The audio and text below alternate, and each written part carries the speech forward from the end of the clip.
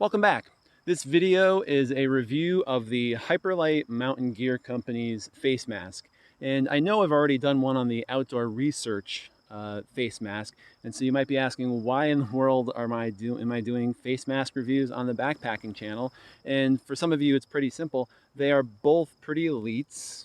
I guess maybe elite might be the word, manufacturers of outdoor gear for hikers and general outdoors people. And, you know, sometimes instead of just going to Amazon and buying some generic mask from a generic company, maybe you want to support one of your favorite outdoor gear companies. And so I figured I would give you a little bit of summary of the Hyperlite today and then compare it to the Mountain Hardwear. Not Mountain Hardwear, Outdoor Research. And if you've already seen the video on the Outdoor Research mask and you were considering getting one, please stick around until the end and I will talk about something that I've found out that might be pretty important about this one. All right, actually, let's start with that and just get it out of the way. So the Outdoor Research mask, as you know from if you've watched the other review, I love it. And again, I don't just buy these things and, you know, turn the camera on, put it on my face and pretend to like it or pretend that I've used it. I used it for quite some time before that. I have not been back to work, so it's not like I've spent 8 hours in it, but I have spent hours at a time in it. And yesterday I did have to go back to work and have a mask-to-mask meeting. And while I was in the meeting, the mask kept falling down. The Outdoor Research mask kept falling down. And so let me just show you something. So I realized during the meeting, as I was talking and laughing, as my jaw moves, now obviously I'm overdoing it, but the mask just comes off of your face. 1, 2, 3, 4, 5, 6, 7, 8. And so during the entire meeting, I was constantly pulling it up, pulling it up, pulling it up. Now, I don't know if I could fiddle. So let's say I put that elastic right above my chin, but then it forms this thing like right in front of my mouth. So maybe I can do that, but then eventually it still slips below my chin, and then eventually it falls as I laugh and I talk. And so I have to fiddle around with that to see if I can fix that. I don't know if anybody else owns this. But when I originally did the review, I didn't find myself in a situation where I was talking for an hour plus at a time in it. I was just in situations where I was just kind of like wearing it, talking here and there, every once in a while adjusting it. So if you are going to buy the Outdoor Research mask and you plan on doing a lot of talking, again, it will just fall right down. And I'm, exaggerating the mouth movement right now, but that's the reality of it. Otherwise, it is still just as comfortable as I said in the review. I like that it doesn't feel like it's sucking against my face. And it's by far and away, out of all the masks I've tried, the most comfortable across my ears. And if you can notice with this one, let's see if I can line myself up with the camera. Notice my ears, they're like normal. So notice what happens when I put on the Hyperlite. Okay, so let's get to the Hyperlite one. The Hyperlite Gear mask is much different. The Outdoor Research mask was $20 for one. It's made out of special fabric. It's impregnated with all sorts of stuff that kills viruses. This is basically 2 layers of hydrophobic interwoven polyester. Hydrophobic, right? Yeah, hydrophobic, because the phobic means it doesn't like water. So this is not going to absorb all the moisture of your breath.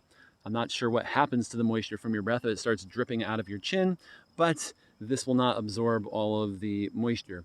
The other thing with polyester is that is one of the better fabrics that if you're going to make a mask out of, and this is a very, very tight weave.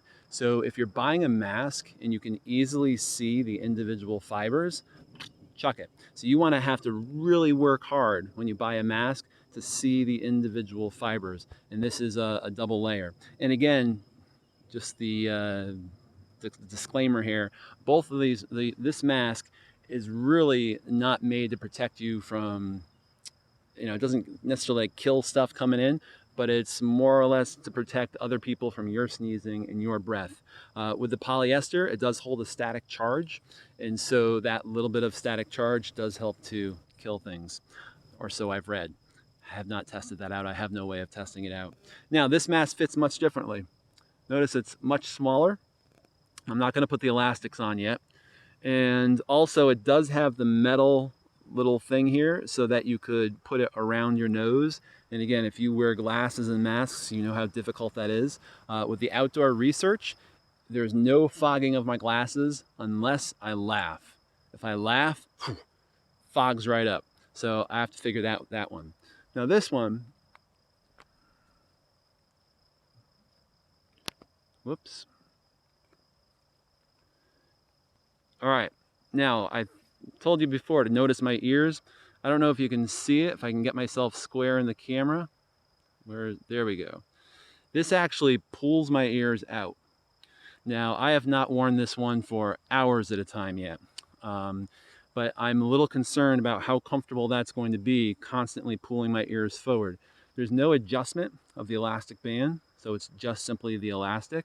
Now, I generally have a bigger head than most people, and so let's just throw that right out there.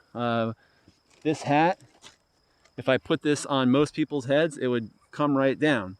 So my head is larger than most people. So if you have a smaller head, this might be just perfect. Or if the distance from your ear to your mouth is different. I've also decided when I was coming out here to keep talking with the mask, just so you can get a sense of how it sounds. Let's just leave it at that. And also with this mask, I like it because when I've worn this, I've just felt maybe cooler. This has been like wicked hot this week. We have another excessive heat warning coming in a couple of hours. And I've just felt cooler with it instead of the Outdoor Research mask. Now, the Outdoor Research mask is larger, but it is looser. And so that, I think, helps a little bit when compared against some of the other masks. When I first put this one on and started wearing it, let me do this. When I first put this one on, I definitely noticed the polyester fabric. Like when I got it in the mail, took it out of the package, put it on my face, I kind of felt itchy. And I don't know whether maybe I don't know the exact reasons for that. Maybe I had just shaved.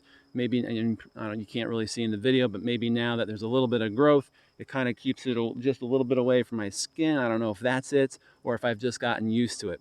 But it's, I don't know. I can only imagine it was like when I was growing up and you wore polyester pants.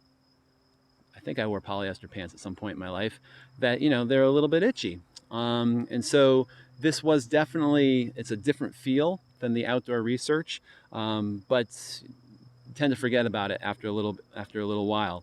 This one here too, I don't know if you noticed, when you talk, I don't know if you can, I don't know how to show that in the video with the black mask, but there does tend to be a little bit of like sucking into your mouth. And obviously it doesn't go into your mouth, but if you're taking deep breaths, it does kind of like suck against your lips, where the Outdoor Research one just kind of stays the same. This is, you get 5 of these for $20. One of the things that was recommended to me by other teachers who had gone and asked their physicians was to wear 1 mask per day. So just come home, hang it up, and then have a Monday mask, Tuesday mask, you know, 1 for each day. So that's why I can't do 5 Outdoor Research masks at $20 each, but for $20 for 5, I might consider these. There is nothing inside for you to put any type of extra filtration or anything like that. And if you want to take a look, for those of you, I don't know how well this is going to show up. You can kind of see the construction. It seems like it's pretty good. According to the website, I might get this wrong, Hyperlite, sorry, but I think it was a couple of weeks ago that Hyperlite turned over their production to face masks. And so they're trying to pump out as many of these as possible. And again, if you're familiar with the company, it's a great company. And so if you're going to buy a face mask from anywhere, you might as well support a great little cottage backpacking company. All right, that is it. I don't know if there's if you know of another backpacking gear manufacturer that's making masks, let me know. I know Black Diamond is making them, and from their initial reviews, I didn't even bother trying one. I know Keen, the shoe company, is making some, but those are out of stock. And there's a couple other very, they call themselves outdoor gear companies that are making masks, but they're more for the fancy people. Okay, that's it. Thank you.